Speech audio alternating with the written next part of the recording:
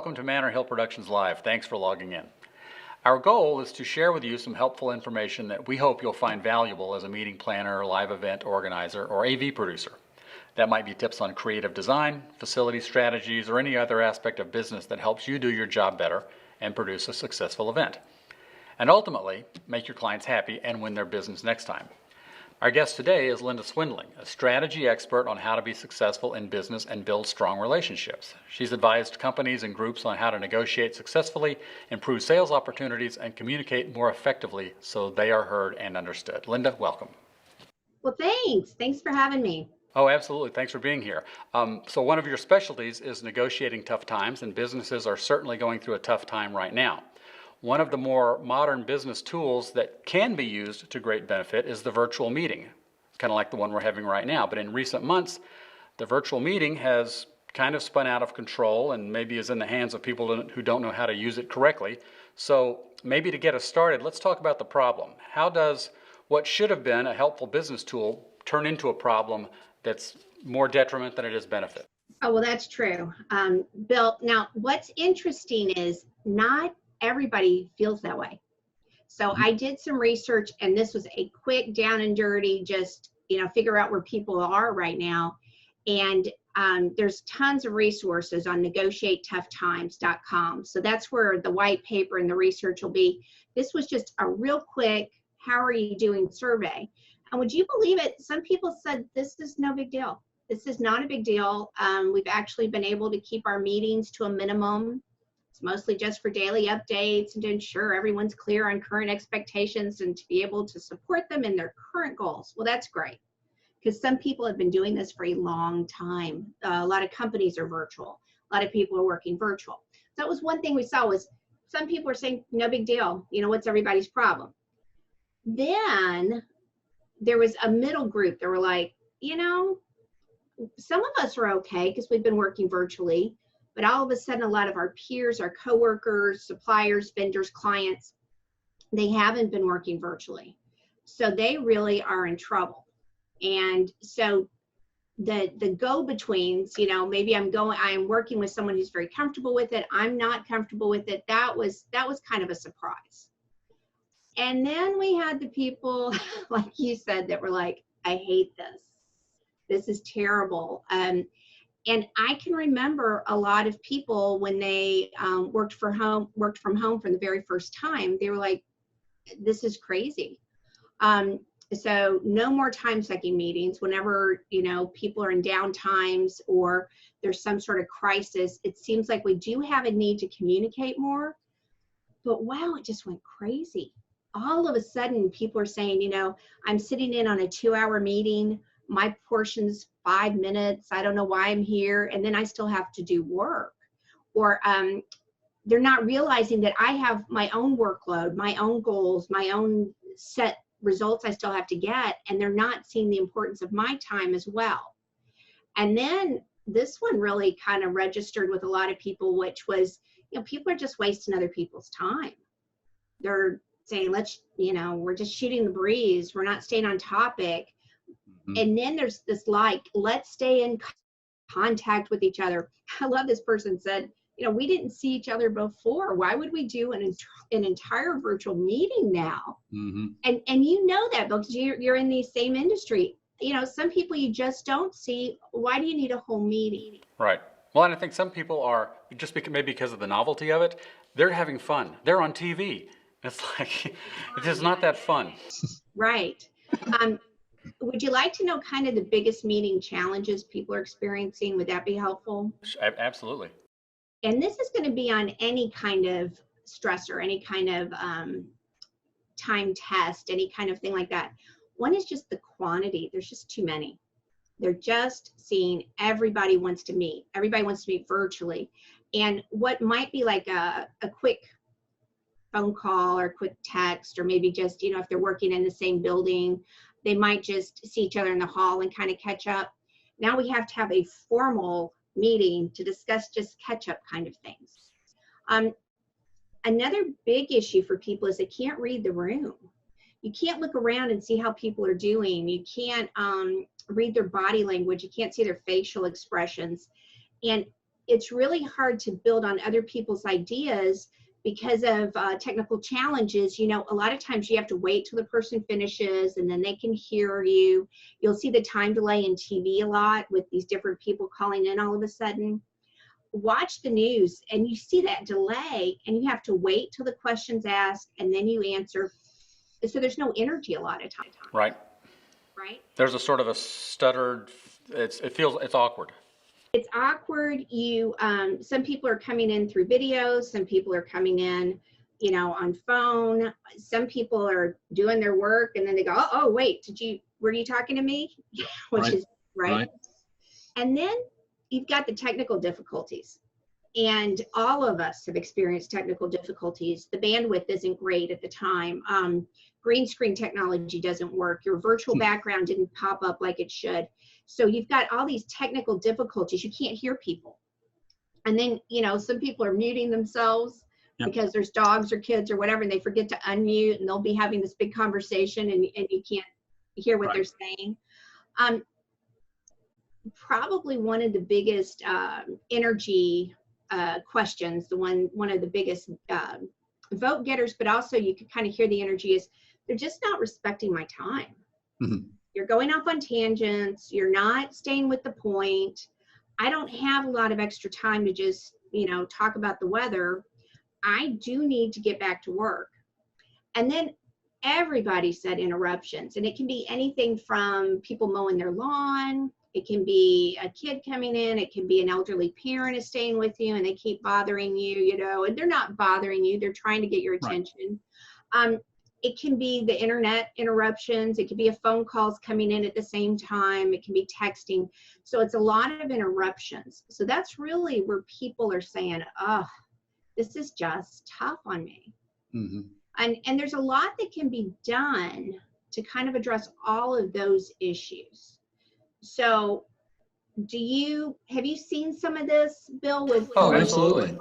Yeah. Oh, and the other one I would add to that list is when you can tell that there's people who they aren't even, well, as you said, they aren't really listening, but you can tell that they're checking their email. It's like they're at home and they're like, well, it's almost like I'm invisible. I can do whatever I want. I go, well, I can see you're playing solitaire or something. You know, it's like that's what I always jump to. I assume they're doing something else. And then as you said, they're asked a question and they weren't paying attention. What'd you say?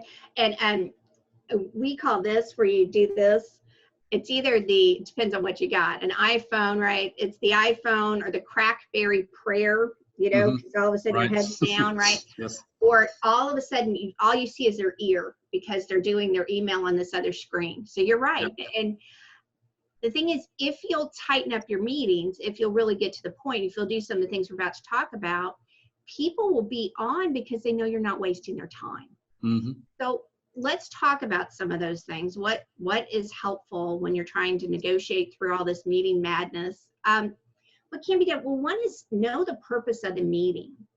And here's where, you know, if it's a just touch base, let's have a happy hour, virtual happy hour. A lot of people are doing that right now. Or if it's a brainstorming, or if it's just a small group, we're going to just talk about different things and kind of whiteboard it. That's a different type of meeting than a report out meeting. So right now in your industry, you're seeing, and especially with Manor Hill, you all do virtual meetings on a big scale. And so you'll see that your keynote speaking times are often shorter, or they'll have more interaction. And I've seen you all do virtual meetings where you're presenting and you've got that virtual element. What we have to remember is in the meetings industry, we gotta remember that for our own meetings. So what's the purpose of this meeting? And just like we would put it on a meeting invite or anything else, the purpose is to do these things. And then what are your meeting rules and rules of engagement? So I've always called them rules of engagement. You know, what do you need? And if you'll start planning those up front, you know, what kind of meeting rules are we all going to work together as a team if we're going to meet over and over again virtually? That'll help you too. So let me give you some examples. One is, I love this. This is a Sun Microsystems design or rule that they used to have. They've merged now with Oracle. My friend Tim Durkin showed me this. Every client I've ever used this with loves it. You ready, Bill? Fire away. DISCO. Now, what in the Disco? world does DISCO mean? DISCO. What does DISCO mean? What DISCO means is if you're in agreement, or even if you're in disagreement, but it doesn't matter to you, you're willing to disagree but commit. So have you ever been in a meeting, Bill, where people are debating and this is my way and this is your way, and you say, okay, so where are we? How many people agree? 15 out of the 17 are doing this. I agree. Let's move on. Okay. One of them's like, yeah, I don't know. I'm okay. And this is a really good thing. How are you doing? I'm great. So. And then you've got one that's, yeah, this is not ever going to work. And we spend all our time, don't we, on that one person trying to convince them. Mm-hmm. And it just drains you. Yeah. And so you can actually say to someone, are you willing to disagree but commit? Are you willing to disco? And what that means is, yeah, I think we should be doing it a different way, but I'm willing to disco. I'm willing to disagree, but go ahead and commit to this course of action so we can move this and take some action. Mm-hmm. If you'll start doing a disco during your meetings, you'll be shocked. It's kind of like, have you ever heard of Robert's Rules of when they say call for the question? Everybody votes to see if we're ready to vote on the matter instead of getting dragged down. It's kind of like a call for the question. You look at the person, you say, okay, how serious are you on this? I'm not agreeing. And they say, pretty serious. You say, can you disco? If they say no, you have more conversation. If they say, yeah, I think we should do it this other way, but I'm willing to go ahead and commit so we can move it on. Mm-hmm. Now, here's the most important thing on the rules of engagement. And we know the others, everybody has a voice. Make sure everybody participates. Make sure you follow the agenda. Make sure you stay on topic. We know those. But one that we forget sometimes is a lot of us have contingencies, meaning I've got somebody that, not contingency, constituents. We have people who are constituents. They're our party block, they're waiting for us to represent them. Mm-hmm. And so what they'll say is, well, Bill, did you tell them about what we wanted you to do? Did you tell them that this is what we wanted you to do? And you say, yeah. The very next words that come out of your mouth are important, Bill. Because when you vote and you say, yeah, I'm willing to disco, I'm willing to disagree, but commit. When you leave the meeting and they say, well, Bill, why didn't we go this way? Why didn't you agree? If you can say, well, a lot of things were discussed, including that one. But all of us agreed that this is the path we're going on now. Yeah. Do you see how disagreeing and committing, you're committing even to tell people after the meeting, we did talk about that, but this is how we're going to move forward. Yeah, that's a really good strategy, because a lot of times the person who's disagreeing, they do disagree, but if everyone else is for it, all right, I'll go along with it, but I do want to go on record as saying I didn't, and so I go, okay, yep, noted. We don't have to spend the rest of the meeting changing your mind. You disagree, we got it, but we got to go forward. So at least that's mainly they just want to be heard. Right, and if you serve on board of directors, and a lot of us do, if you serve on any kind of boards of directors, you might have to disagree. You might say, yeah, I don't agree. I don't think it's best for our members. I'm okay with being outvoted, but yeah, I don't agree with this. So you don't give up that power if it's something you really strongly believe in. But yeah, if it's like, well, I don't care. I don't have to live with those results. You do. If you think this is the best way to go, let's go. Yeah. So that's a good one. Another one is try not to build a clock. So a lot of times we'll have be on time, but we forget sometimes people are just asking us for an answer. They don't need how you got to the answer. They don't need all the information on how you got to the answer. And a lot of people in the meetings industry and the exhibition business, you have to be technical, you have to be precise, but they trust you. Mm-hmm. So don't go through all your little thing, all the little things that you did. Just here's my recommendation based on what I heard. This is what I found. Give us your recommendation. Don't give us the whole amount of what it was that you went through to come to that recommendation unless you're asked. If they have follow-up questions, fine. But I think a lot of times people have done a lot of research. They want to tell you, hey, I worked 8 hours to come to this conclusion. I want you to know everything I went through. But you just got to, like, you're right, get to the You point. don't have the 8 hours to go through it with them, right? Here's one other secret that I work with a lot of high-tech companies, and what they were telling me is our meetings are just dragging on. And if you're live and in person, you've got the coffee time and the chatting with the kids about the kids or the dog or whatever. You don't have time now virtually unless you set it up as the purpose of your meeting, right? So my recommendation, and a lot of people's recommendation right now, is to shorten your meetings by a quarter. So if it's supposed to be an hour, make it 45 minutes or even 30 if you can do it. Okay, so what do you do in that time? Well, the suggestion is come in 5 minutes after the hour. So if our meeting was supposed to start at 2, we come in at 2:05. And then use your 45 minutes to end at 10 till the hour. So at 50, let's say, if it was an hour meeting, now it's down to 45 minutes.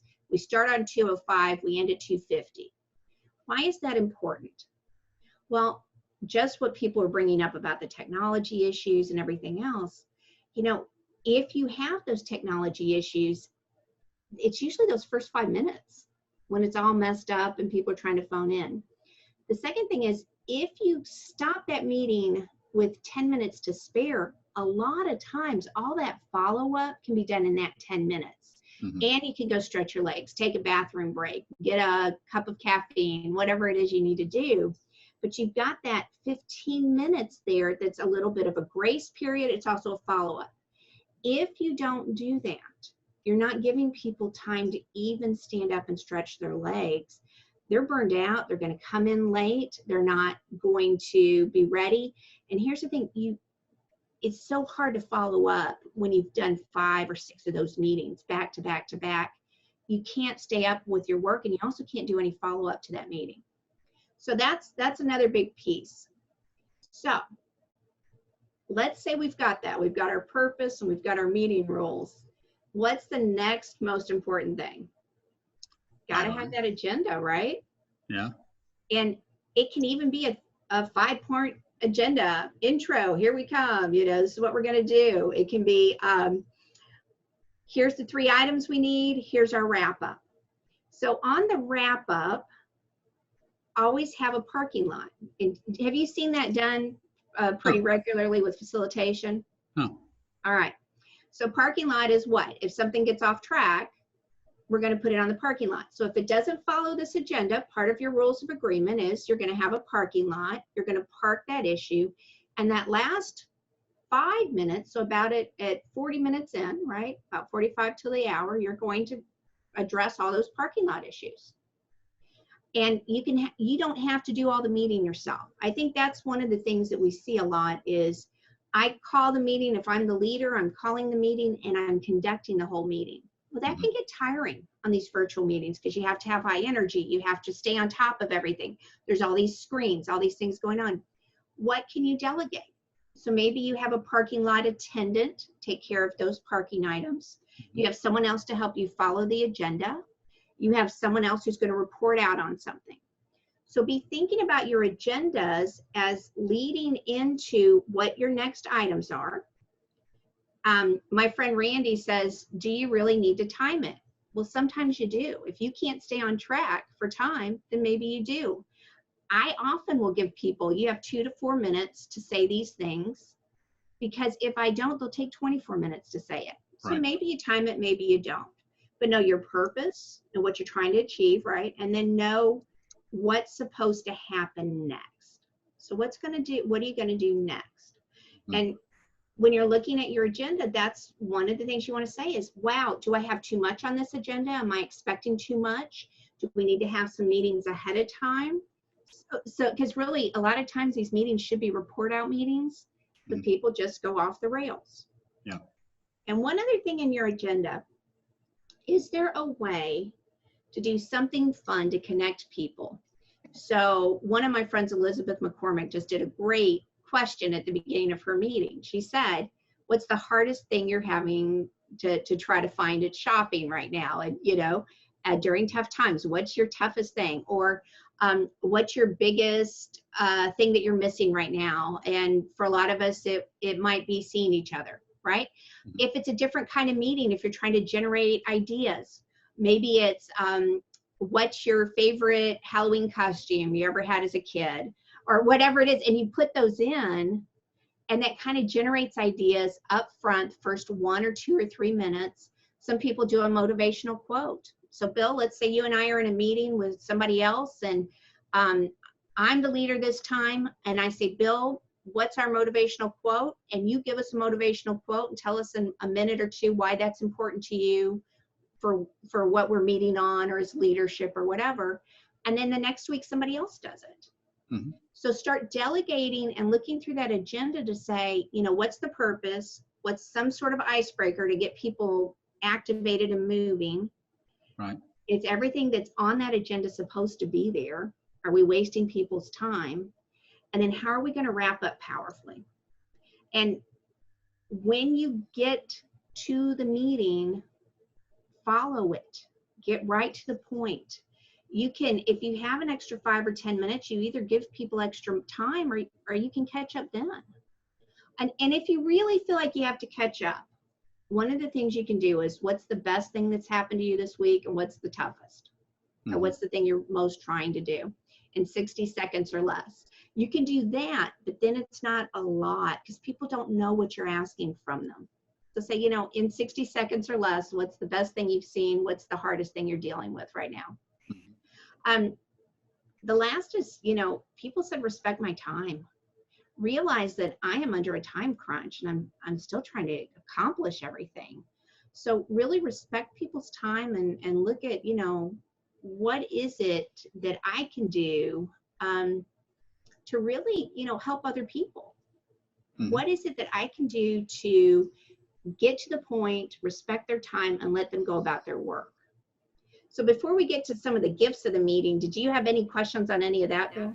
No, I like the disco idea. I definitely like to respect people's time, because I've walked out of plenty of meetings and just thinking that person thinks I have nothing else to do. So, and that just sort of turns you against whatever they're trying to promote anyway. So that's a lot of that's all great information for meetings in general, but virtual meetings as well, because as you know, they tend to go off the rails and tend to just bloom and become too big. Right. I think a lot of us are good at live meetings, having meeting rules or rules of engagement, but a lot of us forget when it's virtual. It's just because it's a different medium, right? The one other thing that people often say is, wow, I can't get this person to stop talking. Well, then you make them an advocate. You talk to them later and say, hey, you were so good at speaking in meetings. I know you're not scared of it. Would you mind helping me with others in our meetings? Yeah. So help them, and say, if you see that Joe or Joanne isn't participating, would you mind asking him or her to speak up, and I want you to hang on, because you always have a good idea. See what you can add after the fact. So use those people to be the encouragers and to advocate for other people's ideas. Absolutely. Good. Now, here's the gifts. Okay. So when we did this survey, we said, okay, what are the gifts, if any? And I thought this was so interesting. People said, I've been virtually meeting with a few of my favorite peers, my favorite peeps, right? To discuss situations which are helpful to develop approaches or solutions through this time. And some are in my industry and some are not. And it's been very helpful. So one of the things to remember is, it's not just staying in touch with friends. It may be staying in touch with some peers in a different industry. They may have a different perspective for you. There may be some gifts that way, that it allows us the time to virtually talk to people, as opposed to having a lunch. Because if you think about a lunch or a breakfast meeting, there's 30 minutes to get there, then you're waiting, then you order, then there's food, then you come back. I've been doing virtual coffees for years.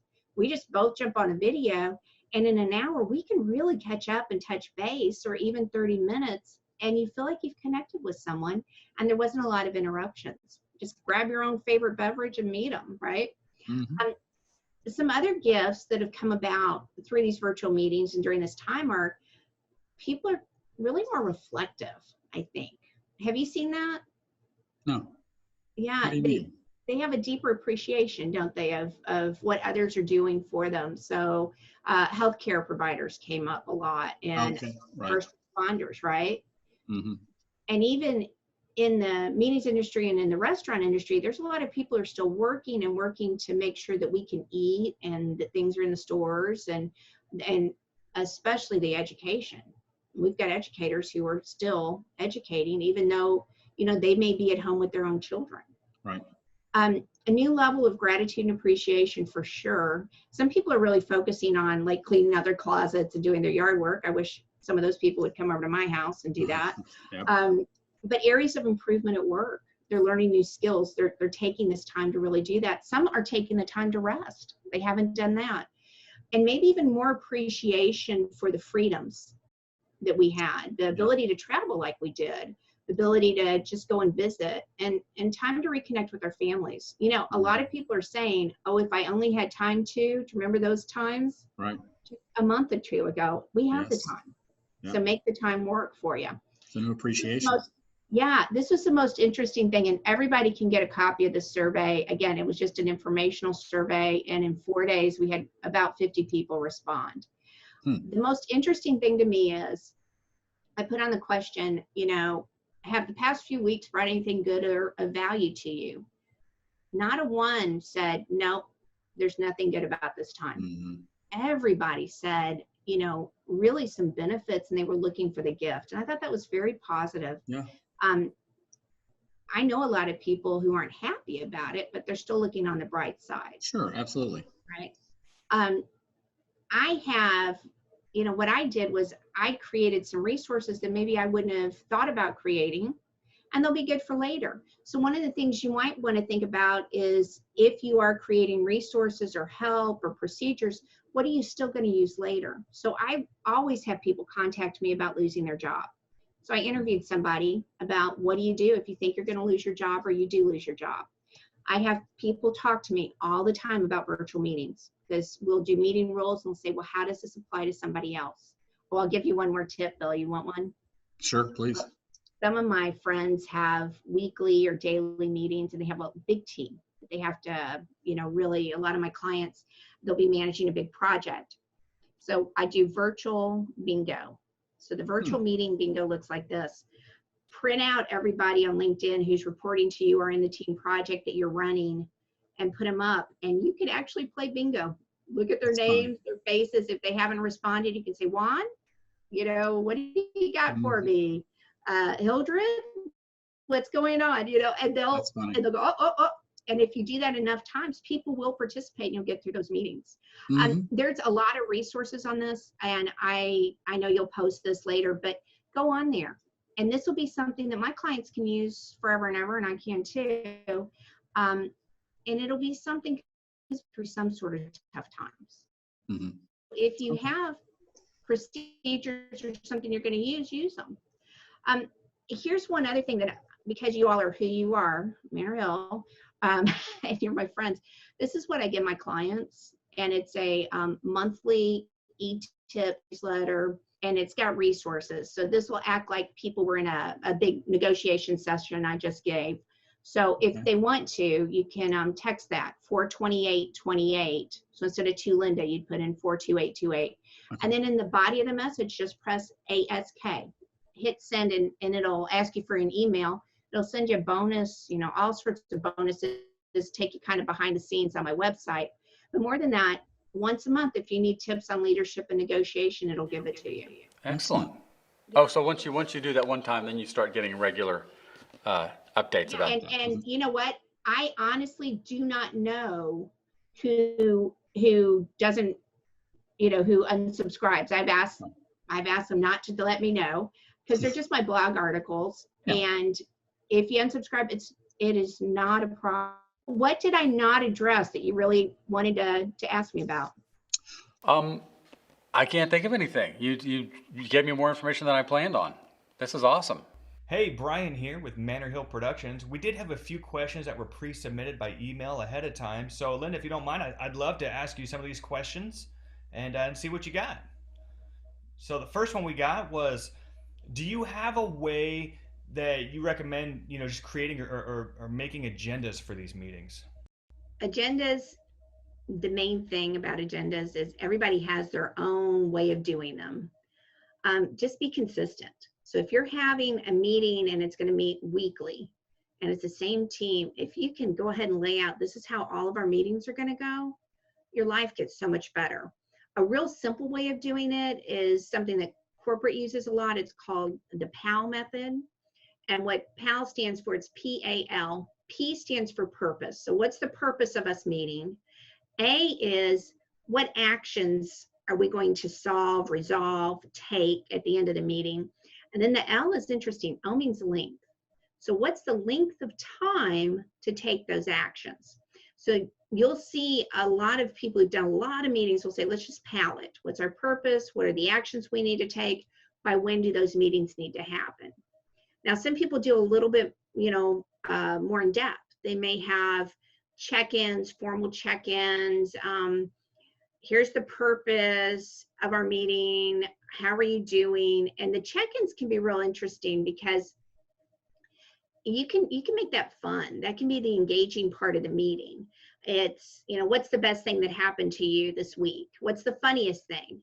What's the thing, if it's a run on toilet paper, what's the funniest thing you couldn't find at the store?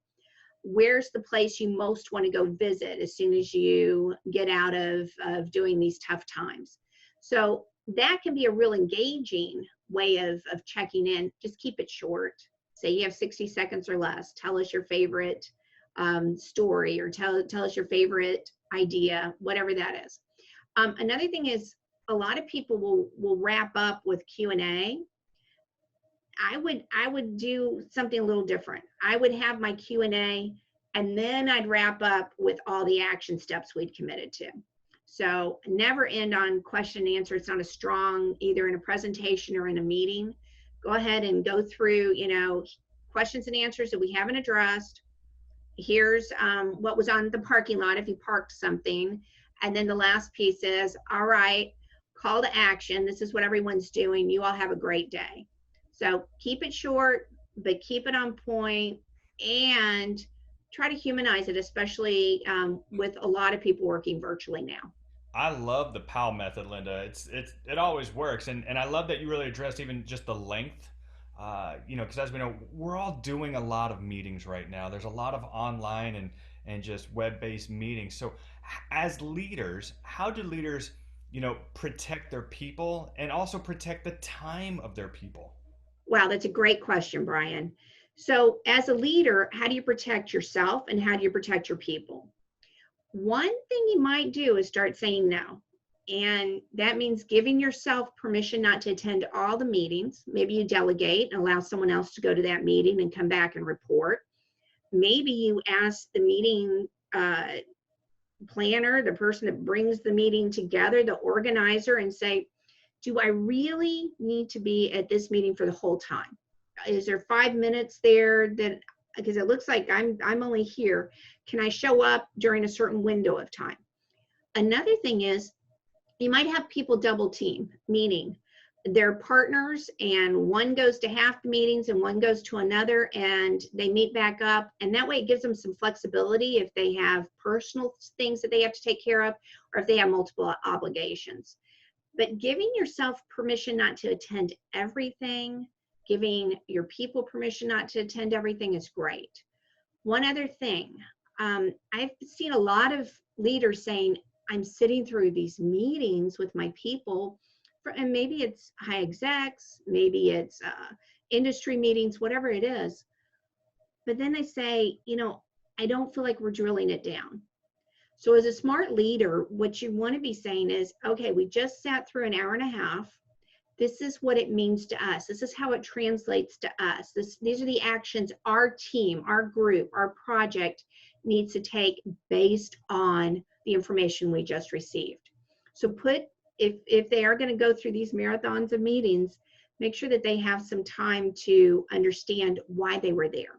So we've talked about having shorter meetings, but also what's the context of why we just sat through what we just sat through. Oh, I love that. So here's a fun one, and I read this question, and I I get it. And I think we've all been here and we've seen it, whether it's a person or it's an idea. But how do we stop someone or an idea from hijacking a meeting or from taking charge and running away with it? Wow, we have all been there. And especially in the meetings industry and in the events industry, we've got some creative people and they do not want to follow an agenda. They want to go off on a tangent. So how do you reel them back in and still maintain a relationship, right? One is these meeting rules. So the rules of engagement that we've used, here's a couple of other ones. One that my engineers and my high-tech people use a lot is the clock rule. Now, the clock rule for them is not be on time. Most of them are very punctual. Here's what they do though. You ask them a question, whatever question it is, and they tell you all of the details that they went through to get to this answer. And all you wanted was the answer. So the clock rule is, hey, don't build me a clock. Just tell me the time. Just tell me the answer that you asked. And it's funny, we'll be in meetings and you'll hear from the back, not a clock answer. And the whole room will laugh because they know that they do it. And they say, okay, wait, I'm wrong. I meant to say, and they give you the answer. Another one is you can time out. You can time people out. You go, wait, time out, time out. It looks like we're not following the agenda. Can we follow the agenda? And then here's one that my friend Kristen Arnold taught us. I was on a board and with a lot of creatives, and people would say, you know, I've got an idea, and take us totally off on a tangent. And they'd say, I've got this idea. And they would just plop it on the table. And she said, no plops allowed. And I said, so what do you do? Well, we all have those meetings where people go, well, I said last week that we should do this. They plopped it, but they didn't give any action steps. So instead, you remember SMART goals. You've got to be specific. You make sure that your goals are measurable. They have to be achievable. They have to be relevant, something that you could actually, tie to actions you're taking, to the purpose. And then the T is for time specific, right? They have to have an ending time. So when you see a plop happen, when you hear a plop happen, you know what we should do? And then people just go, I don't know what to do with what that person just did. This is your time, whether you're the leader or not, to say, oh, hang on, Linda just said something, because I just plopped it and I was just going to go, nah, I told you last week we should do it. Instead, you say, I saw Linda just mention something. So do we need to do something specifically, Linda, with this? And how would we measure it? And what actions would we take? And how's it relevant to the purpose of this project? And by when would you take those actions? All of a sudden, I have to assume that responsibility or find someone in the group that will. If not, you can use a parking lot. You can park it somewhere.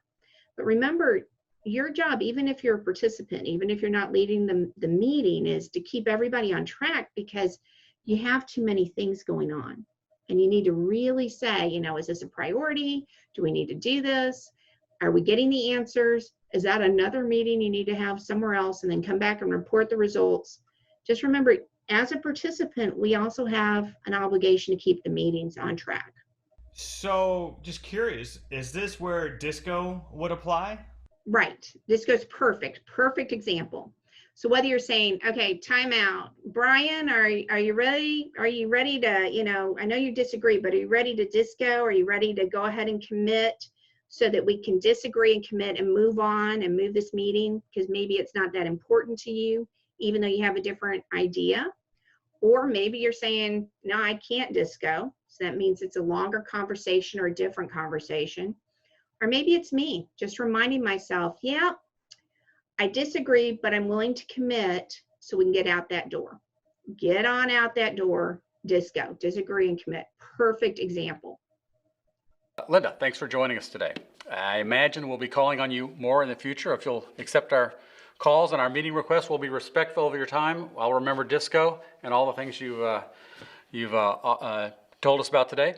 So to our viewers, do yourself and your company a favor and visit lindaswindling.com, where you'll find a generous assortment of Linda's videos that provide a wide range of business instruction, not just on negotiating or specific things, but a wide range of things to help you navigate the complex world of office politics, smart business practices, bullies in the workplace, and really everything else you need to know to succeed in business. So, Linda, before we wrap up, is there anything else you'd like to ask or add?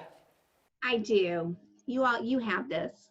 You're the leaders, and this is absolutely what our country needs now is people who step forward. The meetings industry has always done that. The events industry has always done that.